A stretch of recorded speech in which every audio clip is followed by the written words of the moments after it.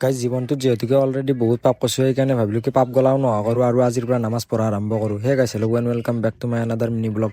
আৰু গাইজ পুৱা উঠি কিনে মই এতিয়া লেখা কামত লাগি গৈছোঁ। মানে এইটো মাইক্ৰস্কোপৰ ফটোটো আঁকিব পাৰিছে গ্ৰুপত কিবা এটা PDF দিছোঁ কলেজৰ, কিন্তু এইটো আঁকিব নাজানো। সেইকাৰণে কি কৰিছোঁ এই মালখন ফটো ষ্টেট কৰি আনিছোঁ, এখন এতিয়া এনেকৈ দি কিনে ওপৰে আঁকিম, মানে ডুপ্লিকেট আৰু কপি কৰিম।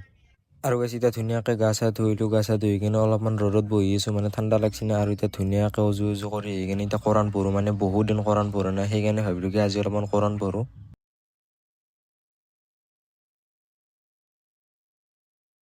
আৰু গাইজ এতিয়া অলপমান কোৰান পঢ়ি কিনে এতিয়া অলপ মছজিদক লেগি মানে মই এতিয়া নতুনকৈ নামাজ পঢ়া কৰিছোঁ। মানে বহুত টেনশ্যন হৈ গৈছে, বহুত দুখ কষ্ট হৈ গৈছে না। সেইকাৰণে আল্লাহক বিচৰা কৰিছোঁ এতিয়া, মানে আল্লাহক বোলে মানুহে টেনশ্যন হতে বিচাৰে, সেইকাৰণে ময়ো আৰু টেনশ্যনতে আল্লাহক বিচাৰিছোঁ।